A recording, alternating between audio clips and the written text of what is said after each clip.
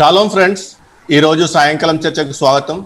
ఈరోజు చర్చించబోయే టాపిక్ ఏంటంటే భగవద్గీత మరియు భగవద్గీత స్త్రీల పట్ల మహాభారతం యొక్క వివరణ, అలాగే స్త్రీల పట్ల హైందవ దేవీ దేవతలుగా చెప్పబడుతున్నారు ప్రవర్తించిన తీరు. సో మొదటగా జాన్కోయ్ బ్రదర్ ఉన్నారు నాతో పాటు. జాన్కోయ్ బ్రదర్తో స్టార్ట్ చేస్తాను. జాన్కోయ్ బ్రదర్, బ్రదర్ యా, భగవద్గీత గురించి కొంచెం విశ్లేషించి చెప్పరా? ఇప్పుడు రాధా మనోహర్ దాస్ ఎంతసేపు బైబిల్ తప్పుడుగా మాట్లాడుతూ ఉంటాడు కదా. అవునండి. ఏం చేద్దామంటే ఆయన యొక్క గ్రంథమైన భగవద్గీతను మనము విశ్లేషించుకుందాం. చేసిన పరిశోధనలో మీరు తెలుసుకున్న విషయాలు మాతో షేర్ చేసుకుంటారా? అలాగేనండి.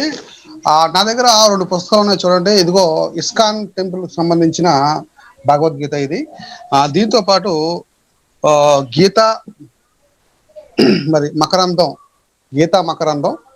చాలా మంది హిందువులు మన అసలు ఒక ఆయన ఫోన్ చేసి భగవద్గీత నువ్వు చదివావని అడిగారండి. అడిగినప్పుడు నేను గీతా మకరందం చదివానంటే అప్పుడు ఆయన అన్నాడు, గీతా మకరందం అంటే ఏంటి అని అడుగుతున్నాడు నన్ను.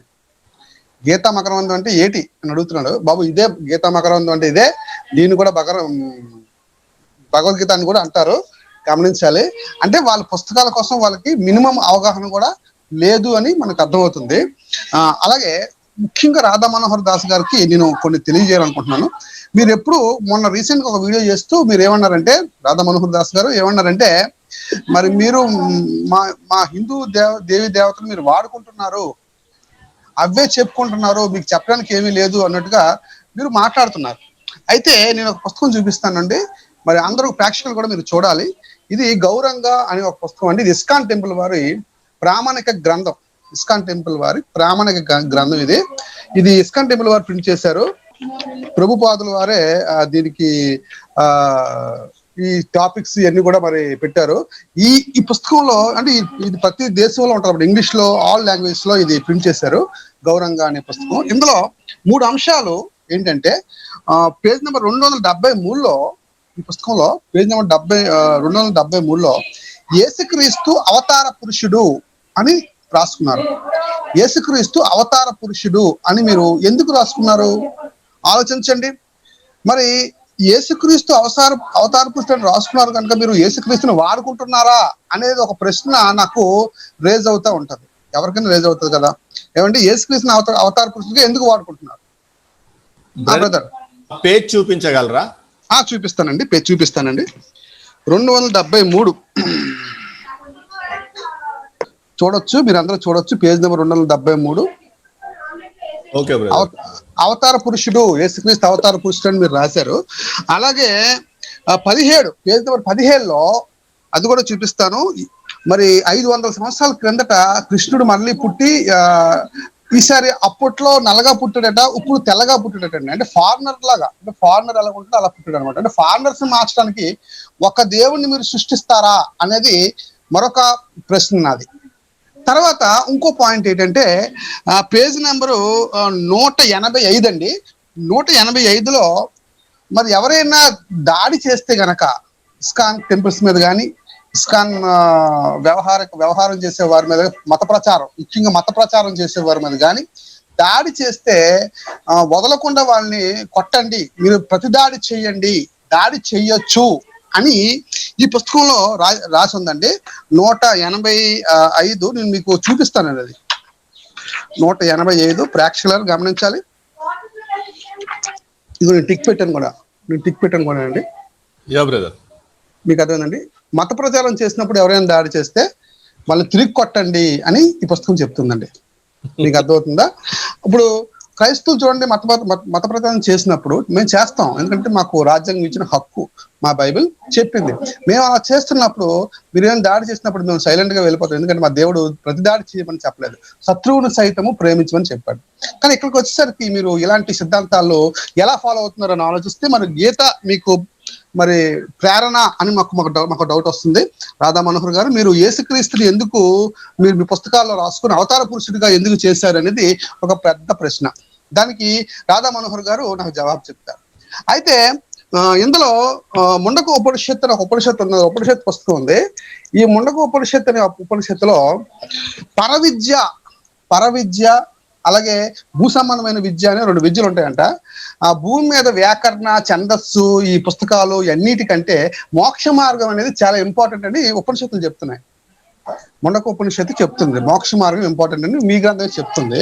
మరి ఆ మోక్ష మార్గం చూపించే దేవుడు ఎవరు అని మనం ఆలోచించి, మనం ఒకవేళ మన భగవద్గీత చదివితే కనుక, చాలా మంది అంటున్నారు ముందుకు వచ్చి ఏమంటున్నారంటే, మీరు క్రిస్టియానిటీలోకి వెళ్ళిపోయే ముందు ఒకసారి భగవద్గీత చదవండి, భగవద్గీత చదివితే కనుక మీకు మంచి మార్గం దొరుకుతుంది అని మీరు అంటున్నారు. చాలా మంది వీడియోలు పెడుతున్నారు. బాగుంది, మీ గ్రంథం చదవండి, మోక్ష మార్గం మీరు కనుక్కోండి. నాకైతే మోక్ష మార్గం ఇందులో దొరకలేదు. ఏమండి, దేవుడు ఒక్కడే ఉండాలి మోక్ష మార్గంలో, ఆ ఒక్కడు మాకు దొరికాడు. మరి భగవద్గీతలో మనం ఆలోచిస్తే కొన్ని రెఫరెన్స్లు చెప్తాను మీకు. అది నేను గీతా మకరందంలోను, మీరు గీతా మకరందంలో నుంచి అయినా సరే పర్లేదు, లేదా మరి ఇస్కాన్ టెంపుల్ కి సంబంధించిన భగవద్గీతలో సరే మీరు చూసుకోవచ్చు. రెఫరెన్స్ మీరు నేను చెప్తాను, బాగా వినాలి. 3:10లో, చాప్టర్ 3:10లో, 3వ అధ్యాయం 10లో బ్రహ్మదేవుడు సృష్టికర్తగా ఉంటాడు. భగవద్గీతలో 3:10లో బ్రహ్మదేవుడు సృష్టికర్తగా కనబడతాడు మనకి. అలాగే 5:6లోను, 24లోను, 5:24లోను పరబ్రహ్మం సృష్టికర్తగా భగవద్గీతలో కనబడతాడు. అలాగే 9:17లో మరలా కృష్ణుడు కనబడతాడు సృష్టికర్త కింద. అలాగే 11:15లో, చాప్టర్ 11:15లో శంకరుడు సృష్టికర్తగా కనబడతాడు. అలాగే 18వ అధ్యాయము 61, 62లో పరమేశ్వరుడు అని రాయబడింది. పరమేశ్వరుడు సృష్టికర్తగా, ఆయన్నే మీరు కొలవండి అని కృష్ణుడే స్వయంగా చెప్పడం మనకి కనబడుతుంది 18వ అధ్యాయము 61, 62లో. ఇంతకీ వీరందరిలో ఎవరు సృష్టికర్త? మరి మోక్ష మార్గం మనం వెతకాలని ఉపనిషత్తులు చెప్తున్నాయి కదా. మరి మోక్ష మార్గం మనకు దొరకాలంటే మన సృష్టికర్త మనకు కావాలి కదా. ఎవరు ఆ సృష్టికర్త అనేది మనకు పెద్ద ప్రశ్నగా కనబడుతుంది. నాకు ఇక్కడ 5 సృష్టికర్తలు నాకు భగవద్గీతలో కనబడుతున్నాయి. అలాగే మరొకటి చూద్దామండి. 7వ అధ్యాయము 20 నుంచి 23 వరకు మనం ఆలోచిస్తే, భగవద్గీతలో ఆలోచిస్తే, అక్కడ ఏమంటాడంటే,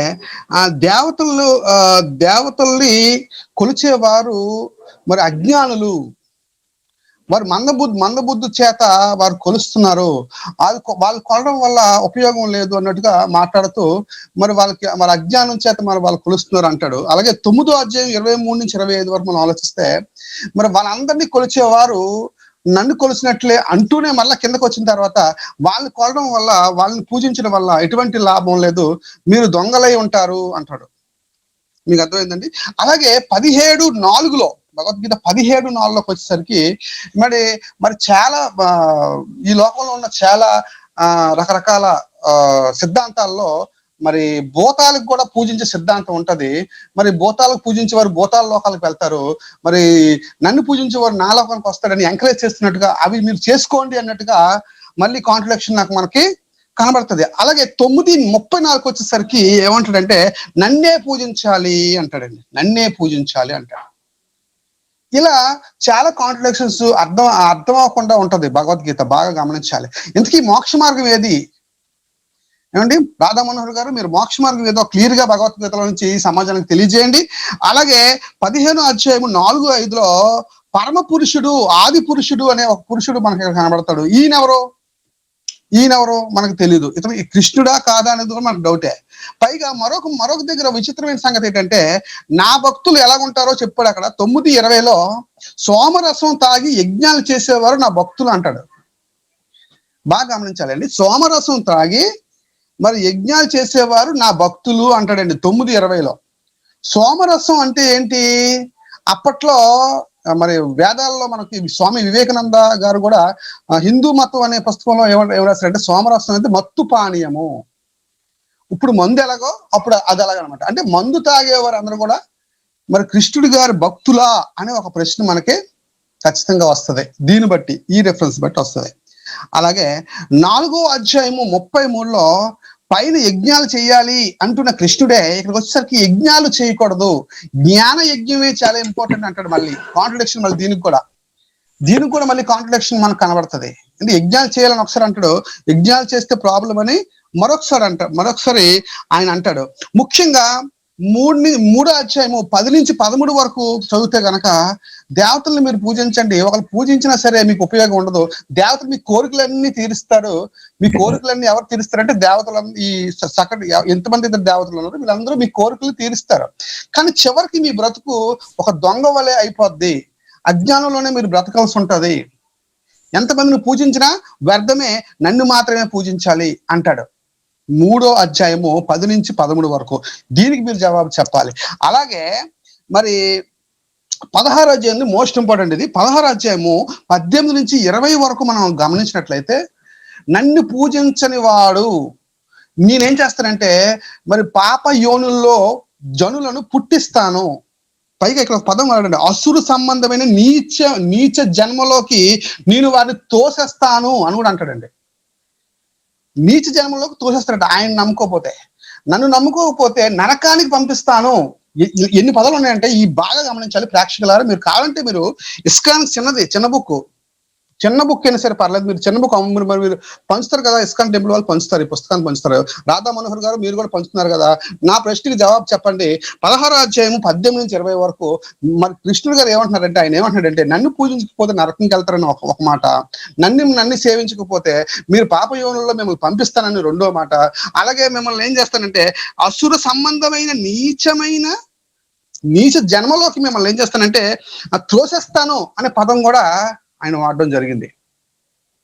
అంటే ఇప్పుడు శూద్రులు కానివ్వండి, అసురు దాన్ని ఏమంటారంటే మరి కింద వర్గం వారందరూ కూడా మరి ఇలాగే పుట్టారా అంటే ఆయన్ని పూజించలేదు కనుక వీరు పుట్టారా అనేది ఒక డౌట్ వస్తుంది కదండి సమాజానికి. కనుక ఒక క్లారిటీ ఇవ్వండి, సమాజానికి ఒక క్లారిటీ ఇవ్వండి, ఎవరు మోక్ష మార్గం, ఏది మంచి మార్గం అనేది క్లారిటీ ఇవ్వండి. సార్ చెప్పండి సార్, ఇది మధ్యలో చేయతారు. ఇప్పుడు ఈ చెప్పండి. వైట్ కలర్ లో పుడతాడు కృష్ణుడు అంటారు కదా, అవునండి. భాగమా లేకపోతే అది సపరేట్ అవుతారమ్మా వాళ్ళ కోసం? సపరేట్ అవుతారు అండి, అంటే ఫారినర్స్ కోసం స్పెషల్ గా పుట్టించారండి. ఇస్కాన్ వాళ్ళు పుట్టించారు. అంటే నాకు తెలిసి అప్పుడు ఆర్జులు కూడా బ్లాక్ వారిని మార్చడానికి, అంటే మనల్ని మన బ్లాక్స్ కదా, అంటే మనం అసురు కింద వస్తాం కదండి, ద్రవిడ జాతి. ఈ ద్రవిడ జాతి బ్లాక్ గా ఉండడం చేత కృష్ణుని వైట్ గా తయారు చేసినట్టు అమెరికా వాళ్ళు మార్చడానికి, ఇంగ్లాండ్ వాళ్ళు మార్చడానికి, ఆస్ట్రేలియా వాళ్ళు మార్చడానికి, రష్యా వాళ్ళు మార్చడానికి, మరి వీళ్ళందరూ తెల్లగా ఉంటారు కదా, కనుక ఏం చేశారంటే తెల్లగా కృష్ణుని పుట్టించారేమో అని ఒక ప్రశ్న పుట్టించారు. అందుకే ఈ పుస్తకం రాశారు. కావాలంటే మీరు ఇస్కాన్ టెంపుల్కి వెళ్ళి ఈ పుస్తకాన్ని అడగండి, దీని పేరు గౌరంగా. ఈ గౌరంగా అనే పుస్తకాన్ని మీరు కొని ఇందులో చదివితే కనుక తెల్ల కృష్ణుడు 500 సంవత్సరాల కిందట పుట్టాడని మరి ఇందులో రాయబడింది. తయారు చేశారు, ఇలాగే కృష్ణుని తయారు చేశారా అనేది ప్రశ్న. అంటే భారతీయుల్ని మోసం చేయడానికి నల్ల కృష్ణుడు, భారతీయుల్ని మోసం చేయడానికి నల్ల కృష్ణుడు, అమెరికన్స్ ని మోసం చేయడానికి తెల్ల కృష్ణుడు. పైగా వీళ్ళకి మళ్ళీ ఎవరు కావాలి? అవతార పురుషుడుగా యేసుక్రీస్తు కావాలి వీళ్ళకి. ఓకే, మీకు అర్థమవుతుందా బ్రదర్? ఇంకా కొన్ని ఉన్నాయని చెప్పేసి క్లియర్ చేసేయమంటారా? చెప్పండి కంటిన్యూ. రైట్. ఇక 9:32లోకి వెళ్ళిపోతే, 9:32లో భగవద్గీతకి వెళ్ళిపోతే ఏమంటే పాప జన్మ చేసిన వాళ్ళు శూద్రులు పాప జన్మము చేసి పాప పనులు చేసేవారు పాప జన్మ పొందుతారు, శూద్రులు కూడా అదే జన్మ పొందుతారు, నన్ను సేవించకపోతే ప్రమాదం అంటాడండి. ఇంకా ఇంపార్టెంట్ ఇంకా పాయింట్ ఏంటంటేనండి, భగవద్గీత 1వ అధ్యాయము 40 నుంచి 44 వరకు మనం ఆలోచిస్తే ఇక్కడ స్త్రీల ప్రస్తావన అర్జునుడు చేస్తాడండి. ఈ అర్జునుడు ఏమని చెప్తాడంటే, ఇదిగో ఈ స్త్రీల వల్ల ఏమవుతుందంటే మన కుల ధర్మాలు నాశనం అవుతున్నాయి, వర్ణ సంక్రమం జరుగుతుంది, కనుక అలా వర్ణ సంక్రమం జరిగితే గనక కులము నాశనం అవుతుంది, ధర్మము నాశనం అవుతుంది అంటాడు. మరలా చెప్తున్నాను రిఫరెన్స్, 1వ అధ్యాయము 40 నుంచి 44 వరకు స్టార్టింగ్ అధ్యాయమే. మనకి స్టార్టింగ్ అధ్యాయంలో కనబడుతుంది. అంటే కులాంతర వివాహాల్ని పూర్తిగా నిషేధిస్తుంది అనమాట భగవద్గీత. నిజంగా కులం అనేది నాశనం అవ్వాలంటే, ఇండియాలో కులం అనేది పూర్తిగా డిస్ట్రాయ్ అవి మరి అందరూ సమానమైన తత్వం రావాలంటే ఈ దేశంలో కులాంతర వివాహాలు జరగాలి. అయ్యా రాధా మనోహర్ గారు, మరి మీరు కులాంతర వివాహాల్ని చేయండి. నేను మీకు సలహా ఇస్తున్నాను, మీరు కులాంతర వివాహాలను చేయండి. ఎందుకంటే మీరు కులాంతర వివాహాలు చేస్తే అందరూ సమానమైన తత్వం ఇండియాలో వస్తుంది. లేకపోతే మరి స్త్రీల వల్లే స్త్రీల వల్ల కుల ధర్మాలు నాశనం అయిపోతాయి. ఎందుకంటే వాళ్ళు మరి సంక్రమం అయిపోతారు కనుక వేరే వాళ్ళు పెళ్లి చేసుకుంటే, ఒక కులం వాళ్ళు ఇంకో కులం వాళ్ళు పెళ్లి చేసుకుంటే మరి ఈ విధంగా ధర్మం నాశనం అయిపోద్ది. అలా నాశనం అయిపోయిన ధర్మం వల్ల అనేకులు అందరూ కూడా నరకానికి వెళ్తారు. అంటే ఇందులో భగవద్గీతలో బెదిరింపులు మనకు కనబడుతున్నాయి బ్రదర్. ఎందుకంటే ఇప్పుడు రాధా మనోహర్ గారు ఎక్కువ శాతం ఏమంటారంటే మార్క్స్ వార్త 16 అధ్యాయం చూపిస్తూ ఈయన ఏమంటున్నారంటే, ఇదిగో యేసుక్రీస్తు నమ్ముకోకపోతే మరి నరకాలలో వేస్తాడు అని వీళ్ళు దేవుడు చెప్తున్నాడు అంటున్నారు కదా. మరి ఇక్కడ పాప యోనుల్లోనూ నీచ జన్మంగాను త్రోసేస్తాను, పుట్టిస్తాను, నన్ను నమ్ముకోకపోతే, నన్ను విశ్వసించకపోతే, నన్ను మాత్రమే ఆరాధించకపోతే అజ్ఞానులు అని చెబుతూ మిమ్మల్ని నరకంలో తోస్తానని కూడా ఈయన కూడా అంటున్నాడు కదా. మరి ఈయన కూడా అంటున్నాడు కనుక మరి ఫస్ట్ మీరు మీ గ్రంథాలు చెప్పుకోండి. అందుకే మీ గ్రంథాలు చెప్పుకోకుండా మా బైబిల్ జోలికి ఎందుకు వస్తున్నారు మీరు? కనుక మా బైబిల్ జోలికి రాకుండా ముందు మీ గ్రంథాల్లో ఏముందో తెలుసుకోండి. ఇక్కడ సమానత్వం ఉందా అని అడుగుతున్నాను. అంతేకాకుండా దేని ఎంకరేజ్ చేస్తున్నాడో చూద్దాం. ఇక్కడ ఏమండి 10వ అధ్యాయం 36లో నేను జోదమును అంటాడు. అంటే జోదాన్ని ఎంకరేజ్ చేస్తున్నాడు, సోమరసాన్ని ఎంకరేజ్ చేస్తున్నాడు. అంతేకాకుండా మరి 11వ అధ్యాయం 32లో అర్జున నువ్వు యుద్ధం చేయకపోతే నేను మహాకాలులుగా మారి అందరినీ నేనే సంహరిస్తాను. అర్జునుడేమో వద్దు, పాపం చుట్టుకుంటది, నాకు వద్దు అని అర్జునుడు యుద్ధానికి వెళ్ళడానికి ఇష్టపడకపోతే ఈయన ఎంకరేజ్ చేస్తూ ఏం చేస్తున్నాడంటే, నువ్వు చంపకపోతే చెప్పు, నేను దిగిపోయి పూర్తిగా నేను రథాన్ని దిగిపోయి ఏం చేస్తాను, నేనే చంపేస్తాను, నేను ఏమన్నా తెలుసా, నేను కాలకన్ను అని పదం వాడతాడు. 11వ అధ్యాయము 32 కారణం మీరు చూసుకోండి. అంటే ఇక్కడ మరి హింసకి ప్రేరేపిస్తున్నట్టుగా కనబడుతుంది. అలాగే 10వ అధ్యాయం 23లో రాక్షసుల్లో నేను కుబేరును అంటాడు. అంటే నేను రాక్షసును అని కూడా మరి కృష్ణుడు ఇక్కడ అనడం మనకి కనబడుతుంది. ఏమంటే 4:13లో ఈ వర్ణాలు నేనే సృష్టించాను, వారి గుణాలు బట్టి నేనే సృష్టించాను అంటాడు. 18వ అధ్యాయం 47కి వచ్చేసరికి ఎవరి కులంలో ఆలే ఉండాలి, ఎవరి వర్ణంలో ఆలే ఉండాలి, కులం గారి మారితే, వర్ణం గారి మారితే ఏమంటే నరకంలో వేస్తాను అంటాడు. కులం మారినా అంటే ఎవరు చేసిన పని వారే చేయాలి. ఎగ్జాంపుల్గా చెప్పులు కుట్టినోడు వాళ్ళు తరతరాలు వాళ్ళు చెప్పులే కుట్టాలి, ఇంకా చదువుకొని పైకి రాకూడదు. మీకు అర్థమవుతుంది? అంటే ఎవరి కులంలో వాళ్ళే ఉంటే అది పరలోకం తీసుకెళ్తుంది, మోక్ష మార్గం తీసుకెళ్తుంది. ఒకళ్ళు కులం మారితే గనక ఏమవుతుందంటే ఆటోమేటిక్గా కులం మారితే ఏమవుతుందంటే ధర్మం డిస్టర్బ్ అవుతుంది కనుక మీరు నరకంలోకి వెళ్తారు అని క్లియర్గా భగవద్గీతలో చెప్తున్నాడు. పైగా మరి మిగతా వాళ్ళందరికీ కర్మలు ఉంటాయంట. 4:14లో నాకు మాత్రం కర్మలు ఉండవు అంటాడు. విచిత్రం ఏంటంటే ఆయనకి కర్మలు లేకపోతే ఆయన మరణించినప్పుడు ఆయన ఎందుకు మరణించాడు? కృష్ణుడు ఎందుకు మరణించాడు? ఏమండి, ఎందుకంటే అప్పుడు ఎక్కడ రామాయణంలో మరి వాళ్ళని చంపినందుకు ఇక్కడ ఆ కర్మఫలం ఇక్కడ వచ్చింది అని మరి మీరే చెప్తున్నారు. మీ ఛానల్స్ లో కూడా చాలా వీడియోస్ లో కూడా నేను చూశాను, విన్నాను. మరి ఇక్కడ కర్మఫలం లేదని ఎందుకు కృష్ణుడు చెప్తున్నాడు? కనుక మీరు ఏదైనా మాట్లాడినప్పుడు ముందు మీ గ్రంథాన్ని టాలీ చేసుకోండి. భగవద్గీతలో సమానత్వం ఉందా? ఏది ప్రోత్సహిస్తుంది భగవద్గీత? మోక్ష మార్గం భగవద్గీత చూపించగలదా? ఒకరు చూపిస్తే ఏ దేవుని చూపిస్తుంది? ఎవరు సృష్టికర్త భగవద్గీతలో? ఇలాంటి విషయాలన్నీ మనకి అర్థం కావాలి.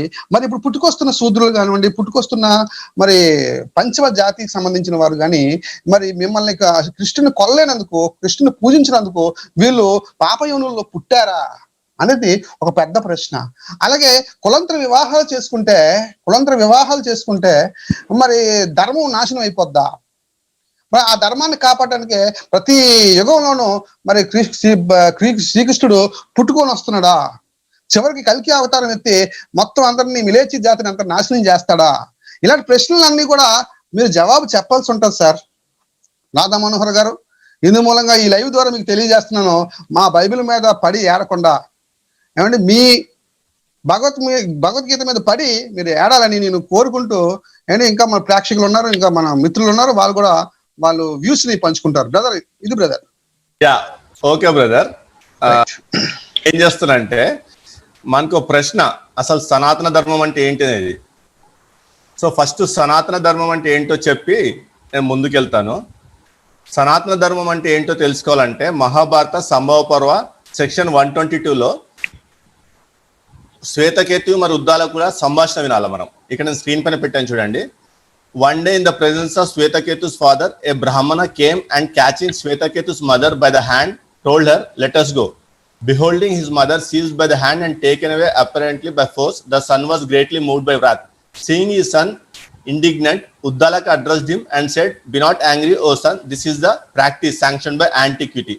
ఇక్కడ సందర్భం ఏంటంటే, ఒక బ్రాహ్మణుడు శ్వేతకేతు ఇంటికి వచ్చి శ్వేతకేతు తల్లిని తీసుకెళ్తాడు పడుకోవటానికి, ఆమెతో పడుకోవటానికి.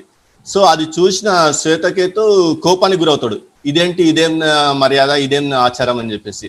సో ఆ శ్వేతకేతు కోపపడటం చూసి ఉద్దాలకుడు వచ్చి అతనికి అర్థమయ్యేటట్టు చెప్తాడు, కుమారుడా నువ్వు కోపపడొద్దు, ఇదే మన సనాతన ధర్మం అని చెప్పేసి. స్క్రీన్ పైన సంస్కృత శ్లోకం పెట్టాను చూడండి, మహాభారత బుక్ 1 చాప్టర్ 113 శ్లోక 13 సంస్కృతంలో. యశ ధర్మ సనాతన, ఇదే సనాతన ధర్మం. అర్థమవుతుందా? సో ఇది అర్థమవుతుంది బ్రదర్. ఇది సనాతన ధర్మం అంటే ఏంటంటే, ఇంటి ఇల్లాల దగ్గరకు వచ్చి ఎవడనొచ్చి పడుకోవచ్చు. ముఖ్యంగా ఆధిక్యత బ్రాహ్మణులకు ఉంది. బ్రాహ్మణుడు ఎవరింటికైనా వెళ్ళి ఆ ఇంటి యజమాని యొక్క భార్యని తీసుకెళ్ళి ఆ రాత్రి పడుకోవచ్చు ఆమెతో. అది సనాతన ధర్మం. గొప్పగా చెప్పుకుంటున్నారు చూడండి, యశ ధర్మ సనాతన అంటే ఇది సనాతన ధర్మం అని చెప్పేసి. అందుకే మనము వీళ్ళని సనాతన ధర్మాన్ని పాటించాలని, మీ సనాతన ధర్మం అంటే ఏంటో అర్థం చెప్పండి అంటే ఒక్కడిసరికి తెలియదు. ధర్మం అంటే ఏంటో తెలియదు. ధర్మం అంటే వర్ణాశ్రమ ధర్మం అంటే ఈ కులం సంకరం కాకుండా కుల వ్యవస్థను కాపాడుకోవటమే ధర్మం అనుకుంటారు. అదే ధర్మం, దానికోసమే కృష్ణుడు వచ్చాడు అనుకుంటారు. కానీ యాక్చువల్గా సనాతన ధర్మం అంటే ఇవి ఎంత స్పష్టంగా చెప్పారు, ఇషా సనాతన ధర్మ అని. ఎక్కడ కూడా వర్ణ వ్యవస్థను కాపాడుకోవటమే సనాతన ధర్మం ఎక్కడ చెప్పలేదు. ఈ ఒక్క శ్లోకంలో స్పష్టంగా ఇంటి యజమాని ఇళ్లతో బ్రాహ్మణుడు పోయి పడుకోవటం సనాతన ధర్మం అని చెప్పారు. ఇంకోటి బ్రదర్, ఇక్కడ స్త్రీలకు ఎంత మంచి గౌరవం ఇచ్చారు చూడండి. ది మహాభారత అనుశాసన పర్వ సెక్షన్ 40లో స్త్రీ గురించి వివరిస్తూ, she is the sharp edge of the razor, she is poison. ఆమె అంటే ఒక కత్తి లాంటిదని, sharp edge of the razor. She is poison, ఆమె ఒక విషం అని. షీ ఈస్ ఎ స్నేక్, ఆమె ఒక సర్పం అని. షీ ఈస్ ఫైర్, ఆమె ఒక అగ్ని అని. She is verily all this united together. It has been heard by us that all persons of the human race are characterized by righteousness and that they in course of natural progress and improvement attain to the status of deities. పూర్వం ఎలా ఉండేదంటే, మనుషులందరూ మంచి ప్రవర్తన కలిగి దైవత్వం పొందుకునే స్థాయికి ఎదిగారు. అది చూడలేని దేవతలు ఏం చేశారంటే, మనుషులు దైవత్వం పొందుకోవద్దని చెప్పేసి ఒక స్త్రీని సృష్టించి మనుషులను భ్రష్టు పట్టించడానికి ఆ స్త్రీని ఉపయోగించారు. అందుకే స్త్రీని సృష్టించారని చెప్పి రాసుకున్నారు. అలాగే మహాభారత అనుశాసన పర్వ సెక్షన్ 40లో నేను కంటిన్యూషన్ చదువుతాను. Tempted by the desire of enjoyment they began to pursue persons of the other sex. The puset lord of the deities created wrath as the companion of lust. Persons of the male sex yielding to the power of lust and wrath sought the companionship of women. Women have no special act prescribed for them. స్త్రీలకు వేరే పని ఏం లేదు స్పెషల్గా.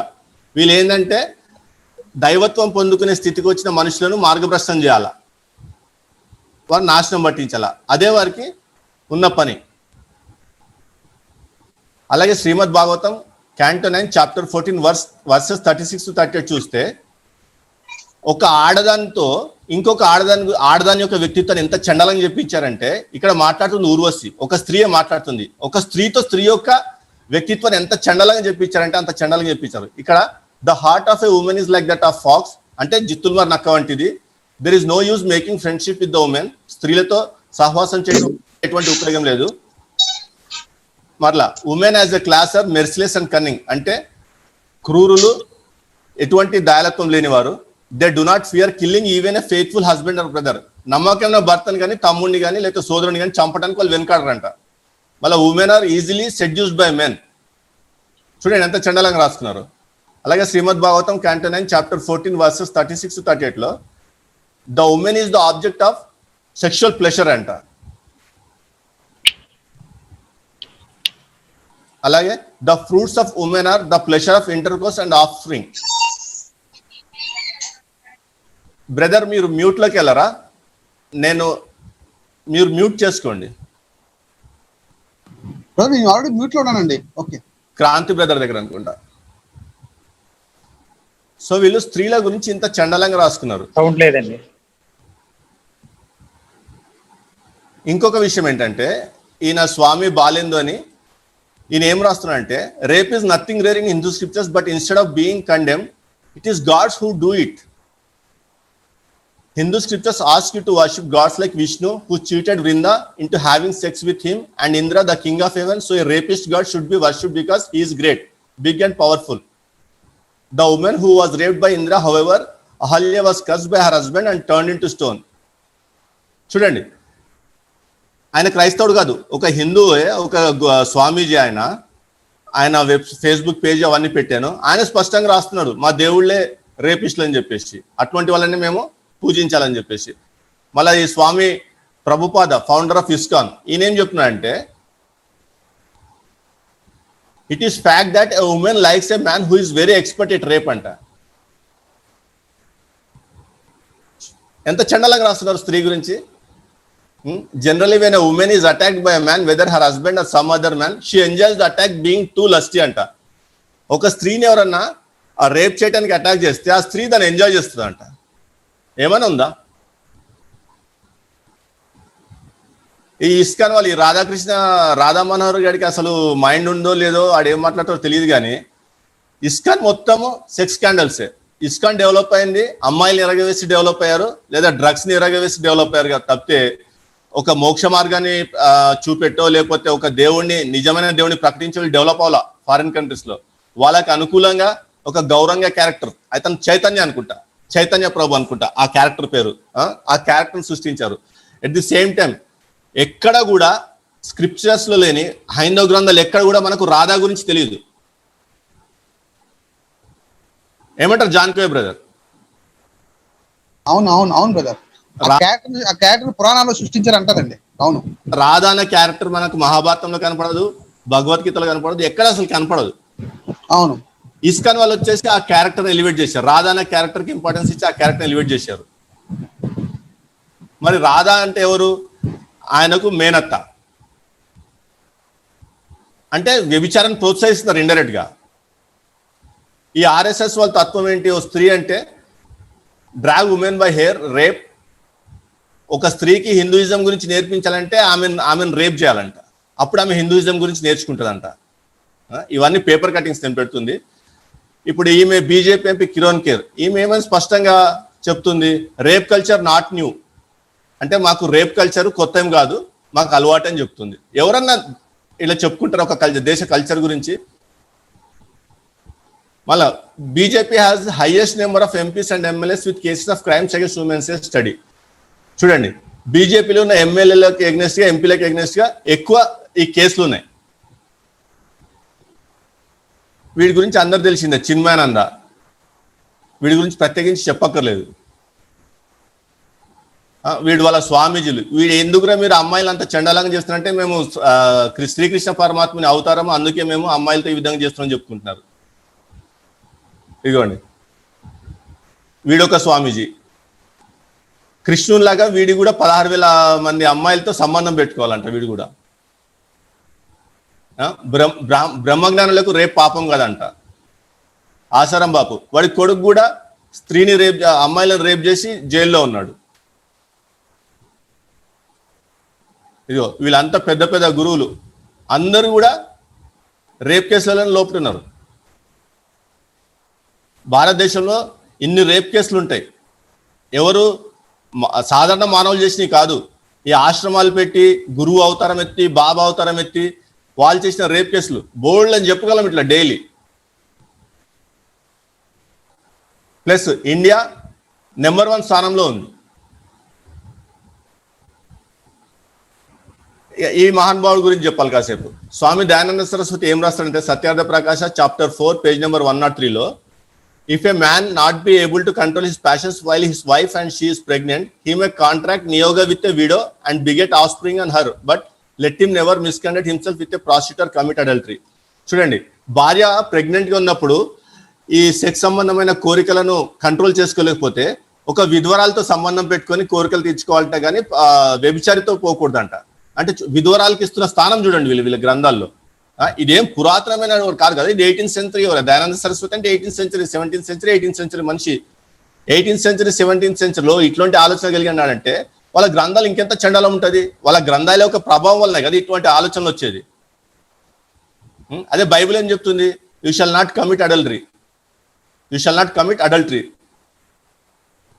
నిర్గమకాండము 20:14. అలాగే Genesis chapter 2:24లోనే adultery sexual relations in which at least one party is married to someone else according to book of Genesis. Marriage is a union established by God himself. For this reason a man will leave father and mother and be united to his wife. అంటే వివాహ బంధానికి ఎంత ప్రాముఖ్యత ఇస్తుందో మనం అర్థం చేసుకోవచ్చు ఇక్కడ. మళ్ళీ మత్తయి సువార్త 5వ అధ్యాయంలో 27-28 చూస్తే మోహపు చూపుతో చూస్తేనే వ్యభిచారం చేసినట్టు అట్లా చూడటం కూడా తప్పని చెప్తుంది బైబుల్. వీళ్ళేమో అసలు ఇంత దారుణంగా చెప్తున్నారు స్త్రీ గురించి. ఇదే స్వామి దయానంద సరస్వతి సత్యార్థ ప్రకాశము చాప్టర్ 4లోని పేజ్ నెంబర్ 96-97 ఏమంటాడంటే, విధ్వరాలు పునర్వివాహం చేసుకుంటా మంచిది కదంట. విధ్వరాలు పునర్వివాహం చేసుకోవద్దంట. కానీ విధ్వరాలంట ఇతరులతో నియోగ కాంట్రాక్ట్ లో పాల్గొని పిల్లల్ని కానీ వచ్చంట. చూడండి ఎంత చండాలంగా రాసుకున్నారు. బైబిల్ ఏం చెప్తుంది? మొదటి కొరింథీ రాసిన పత్రిక 7వ అధ్యాయం 39 a wife is bound to her husband as long as he lives, but if her husband dies she is free to be married. అంటే విధ్వరాలు పునర్వివాహం చేసుకోవచ్చు అని చెప్తుంది. కానీ వాళ్ళ గ్రంథాలలో చెప్పట్లేదు పునర్వివాహం చేసుకోవటం తప్పు, నియోగ పద్ధతి ద్వారా పిల్లల్ని కనాలని చెప్తుంది.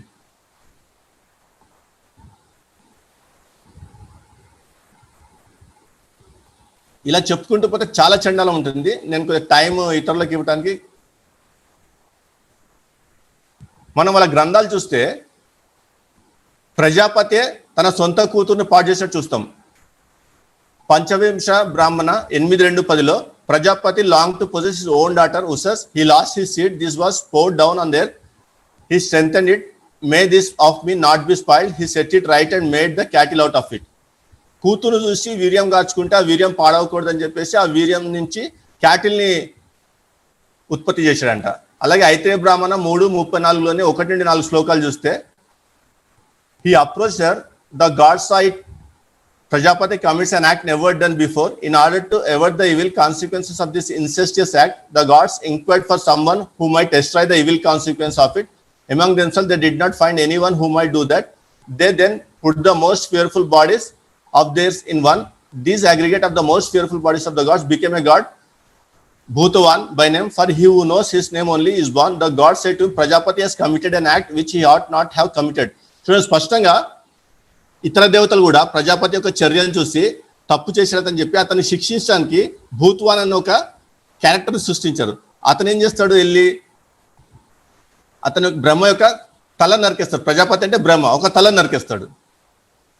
ఇదే ఐత్రేయ బ్రాహ్మణ 6:5-27 కూడా చెప్పబడింది. మళ్ళీ మత్స్య పురాణంలో కూడా 3:30-33 శ్లోకాలు చూస్తే కూడా స్పష్టంగా మనకు afterwards the creator seeing that form of exquisite beauty was fired with love and repeatedly uttered, what an enchanting form అని చెప్తూ ఆమెను మానభంగం చేసినట్టు రాసుకున్నారు. మళ్ళీ సతపథ బ్రాహ్మణ పార్ట్ 1 ఫస్ట్ కాండ 7th అధ్యాయ 4th బ్రాహ్మణులు కూడా Prajapati conceived a passion for his own daughter, he united with her అని చెప్పి రాసుకున్నారు. This assuredly was a sin in the eyes of the gods. వీళ్ళు మన కహాని ఏం చెప్తారు? అలగారికల్ గా అలా రాశారు, ఫిజికల్ గా జరగలేదు అని చెప్తారు. కానీ ఫిజికల్ గా జరగంది ఇతరులు చూసి ఇది తప్పు చేస్తున్నారని చెప్పి ఒక దేవుని సృష్టించి శిక్షించడానికి అతన్ని చేయరు కదా. అలగారికల్ కాదు, ఫిజికల్ గా ప్రజాపతి తన సొంత కూతుర్ని పాడు చేశాడు. ఇది the Brihadaranyaka Upanishad section 4 chapter 1 verse 144 కూడా how can he be united with me after producing me from himself అని ఆ కూతురు అనుకుంటుంది. ఇతను నన్ను ఉత్పత్తి చేశాడు కదా, నన్ను పాడు చేయాలని ఎలా అనుకుంటున్నాడని చెప్పేసి. సో ఇవన్నీ అలగారికల్ కాదు. ఋగ్వేద మండలం 10లో 61వ సూక్తంలో 5-8 రుక్కులు చూసినా కానీ స్పష్టంగా when the father sprang on his own daughter, he uniting with her poured down his semen upon the earth. స్పష్టంగా రాస్తున్నారు. ఇది అలగారికల్ కాదు, ఇది ఈ పురాణాల్లో అంట మనకు అర్థమయ్యే విధంగా రాయటానికి ఈ విధంగా రాశారని చెప్పి మభ్యపెట్టడానికి ప్రయత్నం చేస్తారు ఈ ఈ సనాతన ధర్మ బ్రాహ్మణ మతస్థులు, ఆ గురువులు. ఇది ఏదో పుణ్యకారంగా అల్లాగరికల్ గా అలా అర్థమవటానికి చెప్పారని చెప్తారు, వాస్తవానికి అలా జరగలేని చెప్తారు. కానీ మనకు వేదాల్లో కూడా సాక్ష్యం ఉంది అలా జరిగింది తప్పు అని చెప్పేసి. ఇది స్పష్టంగా తెలుగులో ఉంది, హిందీలో కూడా రాశారు. ఇంకా చూడండి స్కంద పురాణ 5:3-136 నుంచి చూస్తే ఇక్కడ there was a Brahmana named Gautama who was like another Brahma. He was endowed with truthfulness and pity. He was engrossed in the Vanaprastha stage of his life. His blessed wife named Ahalya was very famous in all the three worlds as a woman endowed with beauty and prime of youth. Satkar to Indra, the king of Devas, was infatuated by exceptional beauty of Ahalya. ఇంద్రుడు అహల్య యొక్క భర్త రూపంలో వచ్చి అహల్యను మానభంగం చేసి పాడు చేసిన సందర్భం ఇది. ఇదే స్టోరీ బ్రహ్మపురాణ గౌతమ మహాత్మ పార్ట్ 4:16లోని 39-44 వర్సెస్ లో కూడా చూస్తాం. అలాగే మహాభారత 12లోని 343లోని 19-50 శ్లోకాలు కూడా ఈ వృత్తాంతం గురించి చూస్తాం మనం. బ్రహ్మాండ పురాణ 1, 2, 27, 23లో కూడా చూస్తాం. అంటే వీళ్ళ గ్రంథాల్లో ఇతరుల భార్యను మోహించి ఆ భర్తల రూపంలో వెళ్ళి దేవుళ్ళే రేప్ చేస్తున్నారు. ఇంత చండాలంగా రాస్తున్నారు. ఇదిగోండి ఇది విష్ణు గురించి శివపురాణ రుద్ర సంహిత 2 యుద్ధకాండ 5 చాప్టర్ 23లోని 36-46 శ్లోకాలు చూస్తే once at the end of the sexual intercourse she realize that it was Vishnu. Vrinda rebuked him angry and spoke thus. ఇప్పుడు నేను కర్మను కాదు నాకు కర్మను లేవని చెప్తున్నాడు కదా కృష్ణుడు భగవద్గీతలో. ఇక చేసిన పాపానికి అవతారం అది. మరి దీని కర్మను అక్కడ అనుభవిస్తున్నాడు. అవును, మరి అది అబద్ధం అంటారు. అది అబద్ధం అనే కదా అర్థం. ఇంకొక కామెడీ ఏంటంటే ఇప్పుడు మనం ఇవన్నీ వీడియోస్ చేస్తున్నాం కదా 10 రోజుల నుంచి. వీళ్ళు మన ప్రచారం చేస్తుంటే మనం వీళ్ళకు కౌంటర్ గా మన బైబుల్ ని డిఫెండ్ చేసుకోవటానికి వీళ్ళ గ్రంథాలు ఏమైనా చూపిస్తున్నాం కదా. వీళ్ళు ఎంత మభ్య పెట్టుకుంటున్నారంటే వాళ్ళు చదివేటి ప్రామాణిక గ్రంథాలు కాదంట. అంటే మనం చదివేటి ప్రామాణిక గ్రంథాలు కాదంట, మనం చూపించేటి ప్రామాణిక గ్రంథాలు కాదంట. వాళ్ళు చెప్పేది ప్రామాణిక గ్రంథాల. ఇప్పుడు మా అయితే గీతా ప్రెస్ తీసుకొస్తున్నారు. గీతా ప్రెస్ తర్వాత గోరఖ్పూర్ వారు అదే అంటున్నారు. కాదు, మనము ప్రామాణిక గ్రంథాలు కాకపోతే ఇంత ధైర్యంగా అవునవును చూపిస్తున్నాం కదా మనం. ఖచ్చితంగా మనం ప్రతి దానికి ఎవిడెన్స్ చూపిస్తున్నాం, ఎవిడెన్స్ చూపిస్తున్నాం. నేనైనా పీపీటీ చేసినా కానీ ఈ బుక్ నుంచి తీసుకున్నా, ఇది రిఫరెన్స్ అవును చూపిస్తున్నా కదా. అవునవును. Devi Bhagavatam book 9 chapter 24 verses 1-27 లో కూడా Hari the lord of the world slept and then engage in intercourse with అని చెప్పి రాస్తున్నారు. ఇంటర్కోర్స్ విత్ అని చెప్పి రాస్తున్నారు.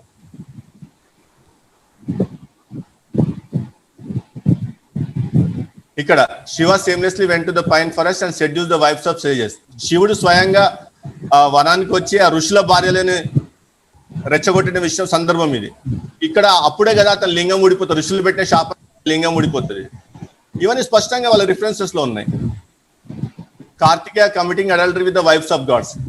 చూడండి, కార్తికేయుడు ఇతరుల దేవుళ్ళ భార్యలతోని వ్యభిచారం చేసిన సందర్భం. బ్రహ్మపురాణ గౌతమ మహాత్మ 11:2-5 శ్లోకాలు. ఇలా స్త్రీల గురించి చాలా చండలంగా రాసుకున్నారు. సాంబ జాయిన్ అయ్యారు కాబట్టి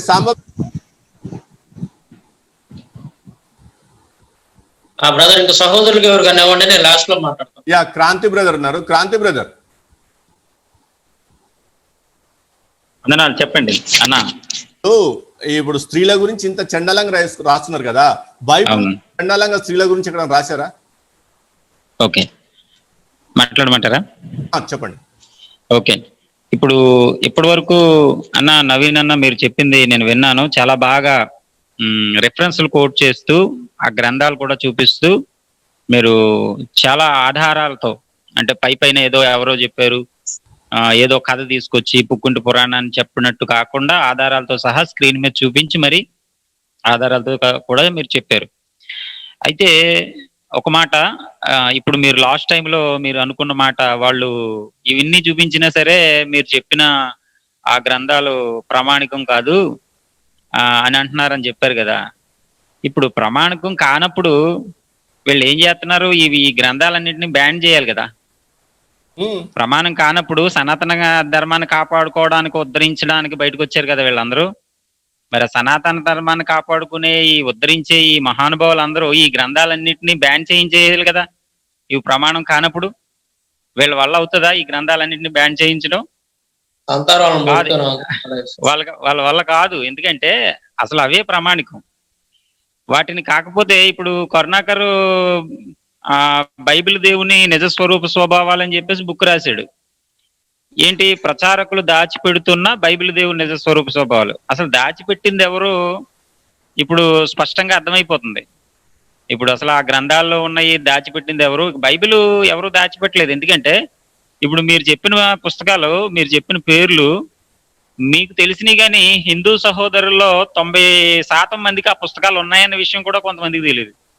అసలు అందులో ఏముందనేది పక్కన పెడితే, అందులో అసలు అలాంటి పుస్తకాలు అంటూ ఉన్నాయి, ఇలాంటి చరిత్రలు అంటూ ఉన్నాయని 90% హిందువులు కూడా ఖచ్చితంగా తెలియదు నన్ను అడిగితే. అవును అవును. అంటే ఇప్పుడు ఖచ్చితంగా దాచిపెట్టింది ఎవరు? హిందూ గ్రంథాల్లో ఉన్న ఈ చండాలపు పనులు, ఈ స్త్రీ వివక్ష, మరి ఇంత భయంకరమైన విషయాలని దాచిపెట్టి ఇప్పుడు మనం బయట పెడతంటే అబ్బబ్బే లేదు అవి ప్రమాణకం కాదు అని చెప్పేవాళ్ళు ఎంత దొంగలో ఒకసారి అర్థమవుతుంది. తరువాత మీరు అడిగినట్లుగా బైబిల్లో నిజంగా చెప్పాలంటే ఈ ప్రపంచ చరిత్రలో ఉన్న మత గ్రంథాలన్నిటిలో కూడా అసలు స్త్రీకి బైబిల్ ఇచ్చినంత విలువ ఏ గ్రంథం ఇవ్వలేదు. ఒక మాటలో చెప్పాలంటే అసలు స్త్రీకి విలువిచ్చిన గ్రంథం అంటూ ఏదైనా ఉంటే అది బైబిల్. ఈ కరుణాకర్ గట్టిగా చూపిస్తే ఆ ద్వితీయోపదేశ కాండంలోకి సంఖ్యాకాండంలోకి వెళ్ళిపోయి 1-2 వచనాలు ముక్కు మీద పెట్టుకుని వస్తాడు. ఇక మిగతా చరిత్రలో అసలు బైబిల్లో ఆదికాండం నుంచి ప్రకటన గ్రంథం వరకు ఏముందో ఇతను పట్టించుకోడు. అసలు ఇదే బైబిల్ గ్రంథంలో స్త్రీకి దేవుడు ఎంత విలువ ఇచ్చాడు అనేది మరి ఇతను కళ్ళకి కనబడలేదా ఏంటో నాకు అర్థం కాదు. ఒక ఎస్తేరు అండి, ఇంకా బైబిల్ గ్రంథంలో ఇప్పుడు ఉదాహరణకి ఒక మాట, ఒక సందర్భం తీసుకుంటే బైబిల్లో స్త్రీకి ఎంత విలువ ఇచ్చాడో, అబ్రహాంకి తన రెండో భార్య హాగరుని పంపించేయాలా లేదా అనే విషయంలో దేవుణ్ణి అడిగితే దేవుడు అంటాడు, నీ భార్య చెప్పిన మాట నువ్వు విను అంటాడు. అంటే స్త్రీని మీరు చూపించిన ప్రకారంగా ఈ గ్రంథాల్లో, ఐదవ గ్రంథాల్లో స్త్రీని ఒక మూల పడేశారు. స్త్రీని ముసుగేసుకుని ఒక మూల పడి ఉండేటట్లుగా చేశారు. కానీ ఇక్కడ బైబిల్లో అబ్రహాం అనేటటువంటి ఒక గొప్ప ప్రవక్త తన ఇంట్లో వచ్చిన సమస్య విషయంలో నేను ఏం చేయాలి ఇప్పుడు అని అడిగితే దేవుడు ఏమంటాడంటే, నీ భార్య సారా చెప్పిన మాట ప్రకారంగా నువ్వు చెయ్యి అంటాడు. అంటే ఇప్పుడు చూడండి, ఒక కుటుంబంలో దేవుడు ఒక వ్యవస్థను ఎలా రూపించున్నాడంటే, ఒక స్త్రీకి ఇంట్లో యజమాని భర్త అయినప్పటికీ కూడా భార్య మాటే వినమని చెప్తున్నాడు అక్కడ. అంటే స్త్రీకి విలువిచ్చినట్ట లేనట్ట? ఒక కొంతమంది ప్రవక్తినిలుగా స్త్రీలు ఉన్నారు, అధికారులుగా స్త్రీలు ఉన్నారు. ఇప్పుడు ఒక మాటలో చెప్పాలంటే లోతుకు వెళ్ళక్కర్లొద్దండి. ఇప్పుడు చాలా మంది చెప్తారు భారతదేశంలో స్త్రీలు ఒక 100 సంవత్సరాల నుంచి, ఒక 50 సంవత్సరాల నుంచి బయటకు వస్తున్నారంట. మరి ఇప్పుడు దాకా ఎందుకు లోపల ఉన్నారు? అంటే వీళ్ళ ధర్మం వీళ్ళని లోపల పెట్టేసిందనే కదా అర్థం. హిందూ గ్రంథాలు చదివే అధికారం వీళ్ళకుందా? స్త్రీలకు ఉందా? వీళ్ళ లెక్క ప్రకారంగా హిందూ గ్రంథాలని బోధించే అధికారం వీళ్ళ సనాతన ధర్మం ప్రకారంగా స్త్రీలకు ఉందా? స్త్రీలకు ఇచ్చారా వీళ్ళ అధికారం? గట్టిగా అయితే ఒక 100 సంవత్సరాల క్రితం నుంచి, అంటే ఈ కొంచెం చదువు నేర్చుకున్న దగ్గర నుంచి, కొంచెం విప్లవం మొదలైన దగ్గర నుంచి స్త్రీని అణిచివేయకూడదు, స్త్రీని కూడా బయటికి తీయాలని ఇప్పుడు కూడా ప్రభుత్వాలు స్త్రీకి గౌరవిద్దాం, స్త్రీకి సమానత్వం చూపిందాం అంటున్నారు. అంటే ఇప్పుడు దాకా సమానత్వం లేదనే కదా అర్థం. సమానత్వం లేకుండా చేసింది ఎవరు? పూర్వకాలం నుంచి మా గ్రంథాలు, పూర్వకాలం నుంచి ఉన్న మా మతం, ఈ సనాతన ధర్మమే కదా ఈ స్త్రీని అణిచివేసింది. మనం ఖచ్చితంగా మనకి కొన్ని చరిత్రలు తెలుసు. హిందూ గ్రంథంలో ఒక ఆచారం చెప్తానన్నా, ఆ ఆచారం ఏంటంటే విధవరాలు అంటారు. విధవరాలు అంటే ఎవరు? ఇప్పుడు క్రైస్తవ స్త్రీలని బొట్టు ఈ గాజులు తీసేస్తే విధవరాల్లాగా తయారవుతుంది అంటారు. అసలు విధవరాలు అనే ఒక సంస్కృతిని సృష్టించింది ఎవరు? విధవరాలు అనే సంస్కృతి. ఇప్పుడు విదేశాల్లో విధవరాలైనా లేకపోతే కామన్ స్త్రీ అయినా సమానమైన హక్కులు ఉండి వాళ్ళు బయటకు వచ్చి అన్ని రంగాల్లో కూడా అభివృద్ధి చెందుతున్నారు ఈ రోజు కూడా. కానీ భారతదేశంలో మాత్రం భర్త చచ్చిపోయిన స్త్రీ బొట్టు తీసేయడం, గాజులు తీసేయడం, ఆమెకు ఒక ముద్ర వేసేసి ఆమెని బయటికి రాకూడదు, ఎదురొస్తే శాపం, ఏదైనా శుభకార్యాలకు వస్తే పాపం అన్నట్లుగా ఇప్పుడు ఈ సంస్కృతి బైబిల్లో పుట్టిందా లేకపోతే హిందూ సనాతన గ్రంథంలో పుట్టిందా? బొట్టు గాజులు వేసుకుంటేనేమో ఆమె పుణ్య స్త్రీ, అదే బొట్టు గాజులు తీసేస్తే ఆమె విధవరాలు అని ఇలాంటి సాంప్రదాయం పుట్టించుకున్నది వీళ్ళు, స్త్రీని అణిచివేసింది వీళ్ళు, మూల కూర్చోబెట్టింది వీళ్ళు. ఇప్పుడు ఎక్కడో ద్వితీయోపదేశకాండంలో సంఖ్యాకాండంలో కేవలం ఇశ్రాయేలీలకు మాత్రమే ఇచ్చిన ఆజ్ఞను పట్టుకొచ్చి ఇదిగో క్రైస్తవులు దేవుడు ఇలాంటి వాడు అని చెప్తున్నాడంటే మరి ఎంత సిగ్గులేదు ఇంకా ఈ కరుణాకర్కి. ఏమండి, ఇది నిజమా కాదంటారా అన్న? ఆ సందర్భాన్ని కూడా మనము వాక్యానుసారంగా విశ్లేషిస్తే ఎక్కడ అన్యాయం జరిగినట్టు ఉండదు. చెప్పండి. ఆ సందర్భం మనం మొన్న మాట్లాడుకున్నాం. అదే చెప్తున్నా. ఆ సందర్భాలు రెండు కూడా మొన్న నేను మాట్లాడిన దాంట్లో కూడా నేను వివరించాను. ఆ స్త్రీ యొక్క గౌరవం నిలబెట్టడానికి దేవుడు, ఆ స్త్రీ మీద ఉన్న నిందని తీసేయడానికే దేవుడు ఎంటర్ అయ్యి తన మహిమతో ఆ స్త్రీని కాపాడుతున్నాడు అక్కడ, ఒక మాటలో చెప్పాలంటే.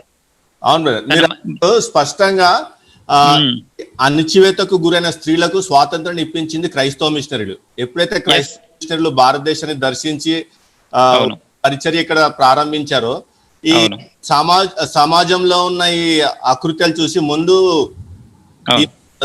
బాగు చేయాలని చెప్పేసి ముందు స్త్రీలకు విద్యాబుద్ధులు నేర్పించి వాళ్ళని ఒక ప్రయోజకులుగా చేసి వాళ్ళని ప్రశ్నించే స్థాయికి ఎదిగేలా చేసి క్రైస్తవ మిషనరీలు.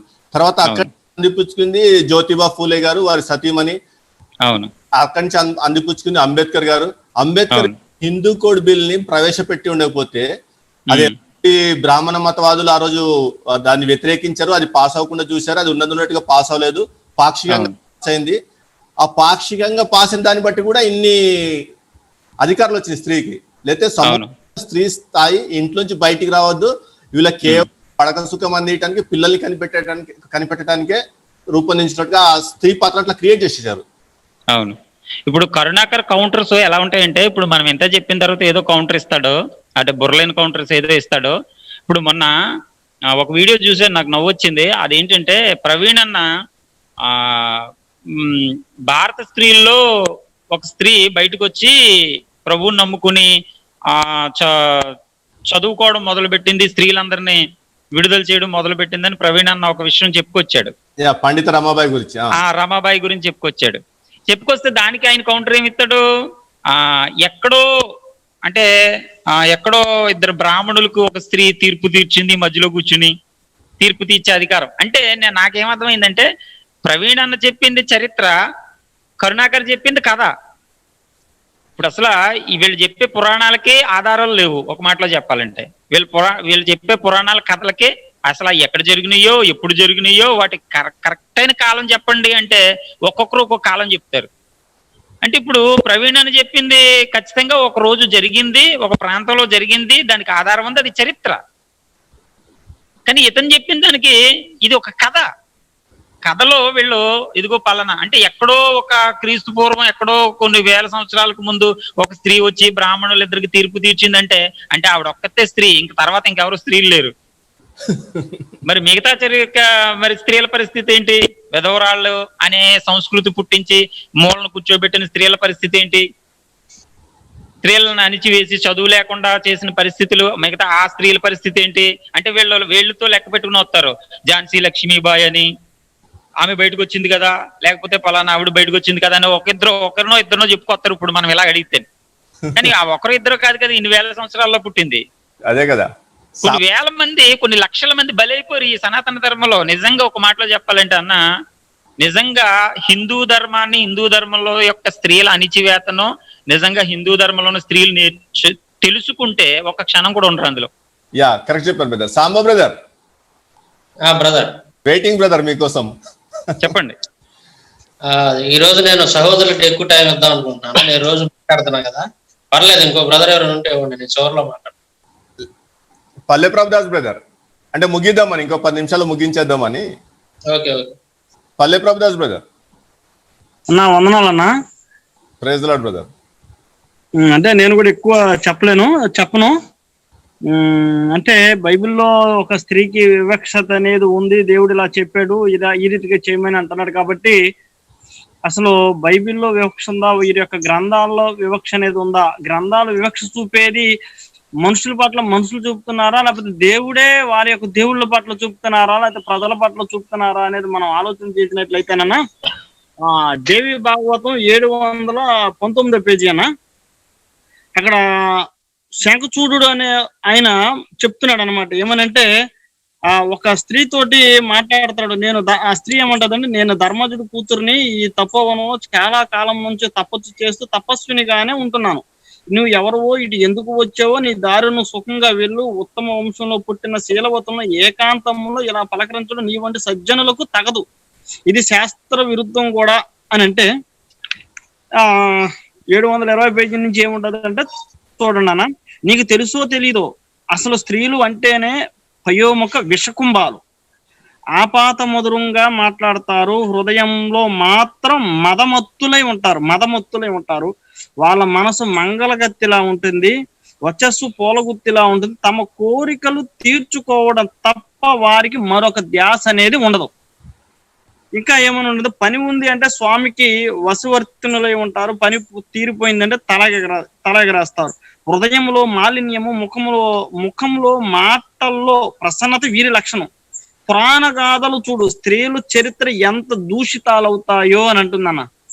పురాణ చరిత్రలు అనేవి ఎంత దూషితాలవుతాయో తెలుస్తాయని. అటువంటి స్త్రీలను తెలివైన వాడు ఎవడు నమ్మడు, అంటే వాడు మూర్ఖుడయ్యన్నా అయి ఉండాలి అని అంటున్నారు. ఇంకా వీళ్ళు ప్రదర్శించే ప్రాతిపత్యం అంతా కేవలం బాహ్య అంబరమే. ప్రయత్నపూర్వకంగా ఆ ప్రదర్శన చేస్తారు. మనసులో నిరంతరం కామవాంచలే. బాహ్య శరీరాన్ని లోకం కన్ను కప్పడానికి పాతివ్రత్యంతో కేదపరుచుకుంటూ అంతరంగంలో మదన క్రీడలు సాగిస్తుంటారు. రహస్యంగా ప్రియుడి మీదకి పువ్వులు రువ్వుతూ బహిరంగంలో సిగ్గిరతను నటిస్తారన్న. అంటే ఒక స్త్రీని అంటే ఒక స్త్రీ అనేది వారి యొక్క మనస్తత్వాన్ని ఎంత కించపరిచి ఒక నీచంగా మాట్లాడుతున్నారు అని అంటే, అది ఎక్కడ ఉందని అంటే వీరి గ్రంథాల్లోనే ఉంది, పురాణ గాథల్లో కూడా ఎన్నో ఉన్నాయని చెప్తున్నారు. ఇకపోతే బైబిల్ ఏం చెప్తుందంటే, ఎఫెసీ పత్రికలో తండ్రులారా మీ యొక్క పిల్లలను ప్రేమించండి అని అంటున్నాడు అనమాట.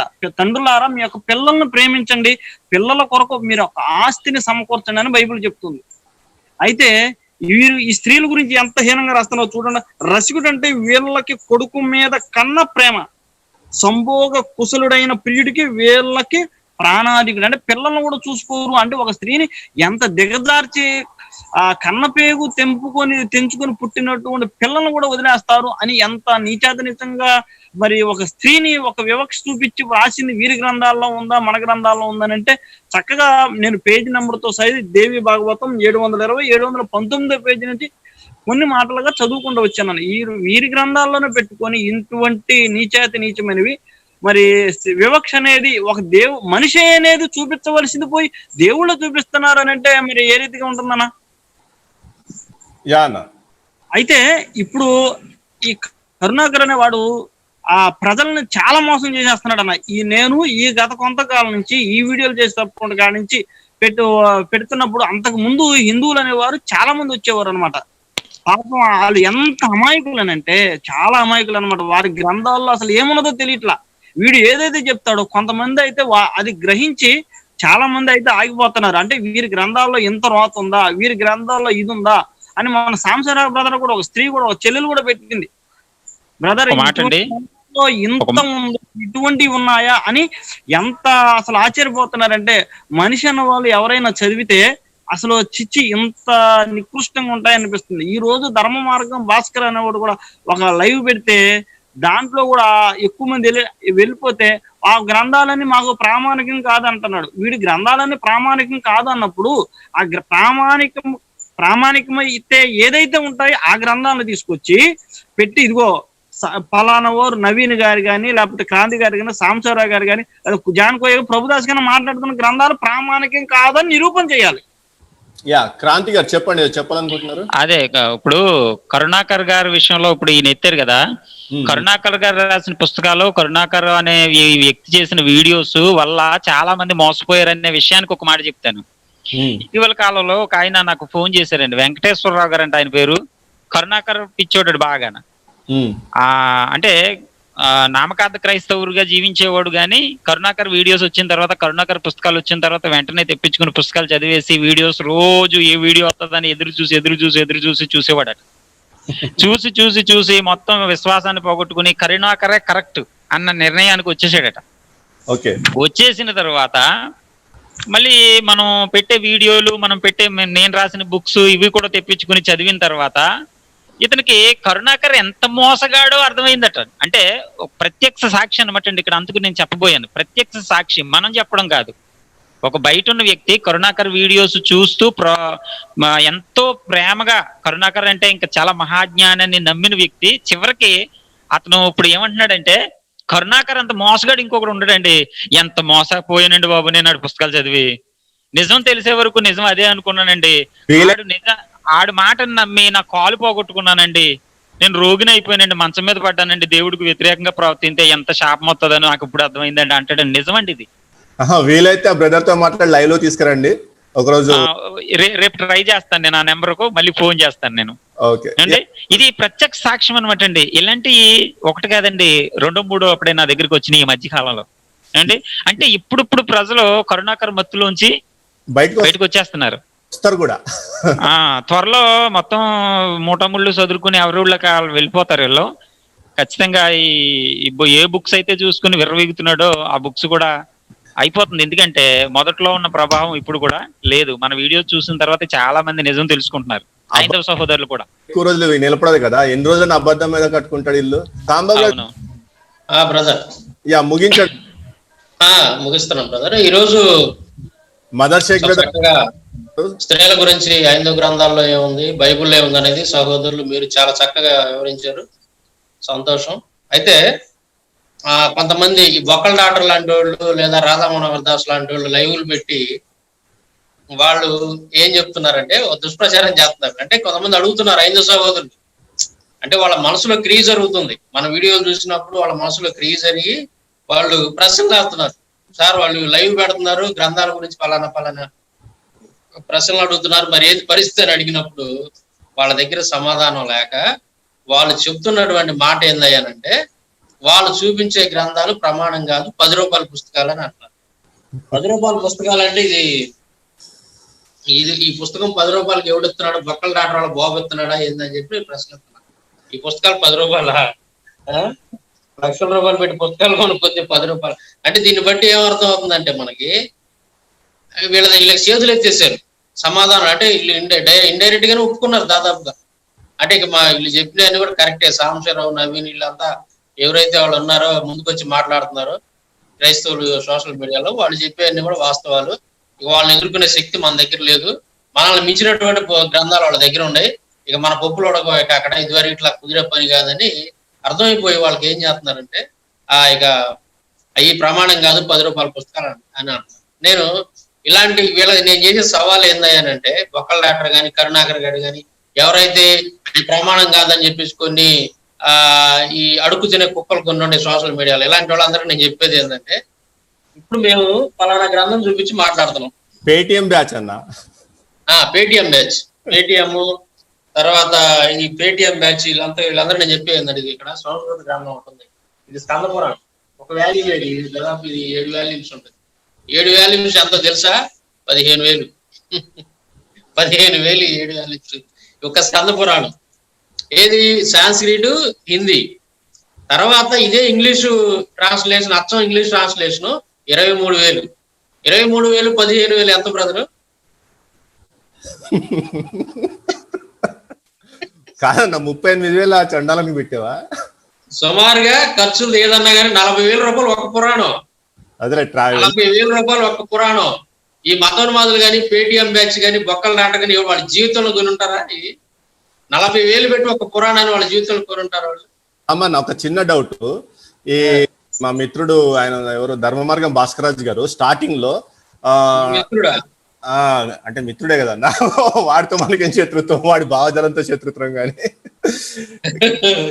నా దగ్గర 7 లక్షల పుస్తకాలు ఉన్నాయి, 15 లక్షల పుస్తకాలు, నాకు పెద్ద లైబ్రరీ ఉందని మహాభారతం డబ్బా ఓపెన్ చేయటం, అవి చింపటం కూడా వీడియోలు చేసి పెట్టాడు.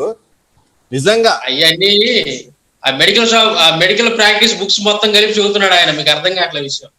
ఆయన ప్రాక్టీస్ బుక్ కూడా కలిపి చదువుతున్నాడు.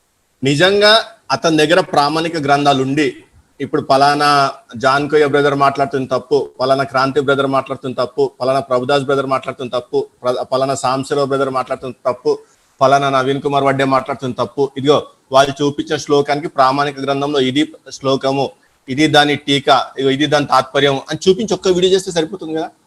అంతే కదా, చూపించాలి కదా, వాళ్ళు చెప్పే నిజమైనప్పుడు చూపించాలి కదా. మనం అంటుంది అదే కదా, మనం చెప్పే తప్పే కనుక అయితే వాళ్ళ గ్రంథాల నుండి వాళ్ళకి మరి వాళ్ళు తెచ్చి చూపించాలి, ఈ ఫలానా అధ్యాయంలో ఫలానా విషయాన్ని వీళ్ళు తప్పు చెప్పారు, ఇక్కడ ఈ విధంగా ఉంది అని చెప్పి నిరూపించాలి. అంటే ఆ పుస్తకాలు చదవడానికంటే 30 సంవత్సరాలు పడుతుందటండి. ఒక పుస్తకం చదవడానికి 30 సంవత్సరాలు పడుతుందట. ఇదో పెద్ద జోకులా ఉందండి ఈయనకి. సంవత్సరాలు పడుతుంది అంటున్నాడు ఆయన.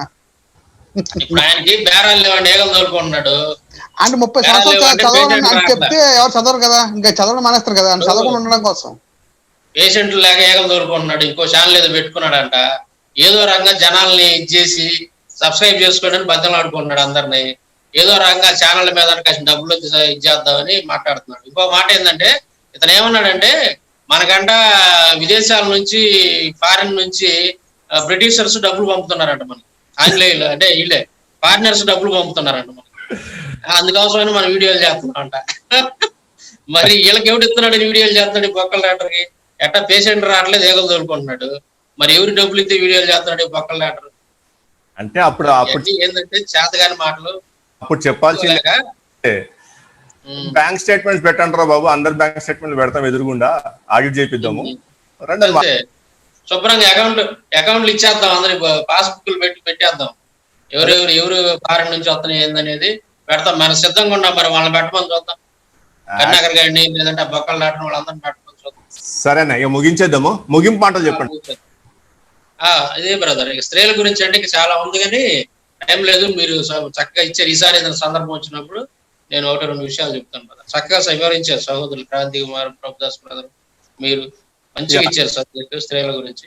ఈసారి మనం బ్రదర్ నాది ఒక 2 స్లైడ్లు 3 స్లైడ్లు పెండింగ్ ఉన్నాయి బ్రదర్, క్లోజ్ చేసేస్తాను, ఈ సబ్జెక్ట్ మళ్ళీ కంప్లీట్ అయిపోతుంది. సో నేను చెప్పే విషయం ఏంటంటే బ్రదర్, వీళ్ళ దేవుళ్ళు ఎవరైనా సరే, బ్రహ్మ కానివ్వండి, విష్ణు కానివ్వండి, మహేశ్వరుడు కానివ్వండి, అనగా శివుడు, వీళ్ళందరూ రేపిస్ట్లే, ఆధారాలతో సహా ఇక్కడ పెడుతున్నాను. అలాగే వాళ్ళే కాకుండా కార్తికేయుడు ఒక రేపిస్ట్, సోమదేవుడు, moon god rape Brihaspati wife, ఇతను రేపిస్టే. Brihaspati the guru of all gods raped his own pregnant sister, ఇతను రేపిస్టే. Mahabharata tells Varuna rapes of Bhadra the another wife of Utathya, ఇతను రేపిస్టే. Surya smitten with passion after seeing young and beautiful Kunti and then raped her, ఇతను రేపిస్టే. అశ్విని కుమార, ఇతను రేపిస్టే, was a son of sun god, he said to have raped a Brahmin lady. Vishwakarma was enamoured of apsara named Ghritachi. చూడండి, Vishwakarma was enamoured of apsara named Ghritachi who was going for pilgrimage. He invited her for having sex but she refused. He even tried to rape her but she resisted the rape just by warning him about the consequences. ఇది బ్రహ్మ వైవర్త పురాణ బ్రహ్మకాండ 10లోని 24 నుంచి 31 శ్లోకాల్లో ఉంటుంది. అలాగే ఇక్కడ Dattatreya had sex with Lakshmi అని ఉంటుంది. ఇందులో మార్కండేయ పురాణ 18లోని 23 నుంచి 32. ఇక్కడ this woman O sinless Brahmin is the mother of the world, she is not deprived. అలాగే పద్మపురాణ 2:103 నుంచి 110 నుంచి 113 శ్లోకాల్లో was sporting with women, the virtuous one, intoxicated by one, having seated a young auspicious woman, best of all women, on his lap, sang, danced and heavily drank liquor. So నేను చెప్పేది ఏంటంటే, వీళ్ళు ఎవరెవరినైతే దేవుళ్ళుగా చెప్తున్నారో ప్రతి ఒక్కరికి ఒక రేప్ చరిత్ర, ఘన చరిత్ర అనేది ఉంది, ఆధారాలతో చూపిస్తున్నాము. అదే బైబిల్కి వచ్చేసరికి ఎక్కడ కూడా దేవుడు అపరిశుభ్రమైన కార్యం చేసినట్టు కానీ ఎక్కడ లేదు. ఇంకా యేసు ప్రభు లోకానికి ఒక ఛాలెంజ్ విసురుతాడు, నేను నాలో అపరిశుద్ధత లేకపోతే నాలో తప్పు ఏమైనా ఉంటే లోపం ఏమంటే చూపించండి అని చెప్పేసి. ఆయన పరిశుద్ధుడు.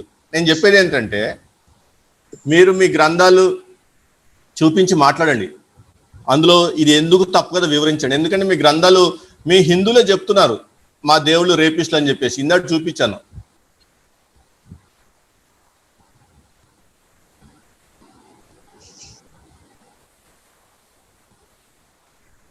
ఇదిగోండి, ఈయన స్పష్టంగా ఆయన దగ్గర నుంచే ఆయన ట్విట్టర్ అకౌంట్ నుంచి నేను స్క్రీన్ షాట్ తీసి పెట్టాను కదా, ఆయన ఫేస్బుక్ అకౌంట్ నుంచి. సో స్పష్టంగా మీ వాళ్ళకు ఒక అవగాహన ఉంది, మా దేవుళ్ళు రేపిస్టులు అని చెప్పేసి, వాళ్ళని మేము పూజిస్తున్నాం అని చెప్పేసి. సో ఈ నిజాలు బయట పెట్టండి. ఎంతసేపు బైబుల్లో ఒక చాప్టర్లో ఆగిపోయి ఆ చాప్టర్లో ఉన్న వచనాలు తీసుకొని ఇదే బైబుల్ అని చెప్పి ప్రచారం చేయొద్దు. అవి కూడా సందర్భానుసారంగా చూసినప్పుడు అక్కడ ఎటువంటి అన్యాయం ఉండదు, అంతా న్యాయబద్ధంగానే జరిగి ఉంటుంది.